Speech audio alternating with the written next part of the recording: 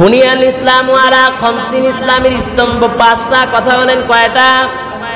এক নাম্বার শাহাদাতু আল্লাহ ইলাহা ইল্লাল্লাহ ওয়া আন্না মুহাম্মাদার রাসূলুল্লাহ। এই কথা ব্যক্তির সাক্ষ্য দেওয়া যে আল্লাহ ছাড়া কোনো মাবুদ নাই এবং মুহাম্মদ সাল্লাল্লাহু আলাইহি ওয়াসাল্লাম একমাত্র কেবলমাত্র কার রাসূল। সবাই বলেন কার রাসূল? ইসলামের দ্বিতীয় নাম্বার স্তম্ভ ইকামিস সালাত, ঈমান আনার পরে 5 ওয়াক্ত নামাজ কায়েম করা। কথা বলেন কয় ওয়াক্ত?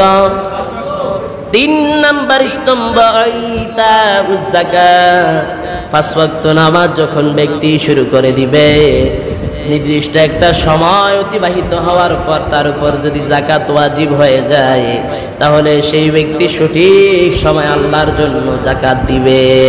সুবহানাল্লাহ।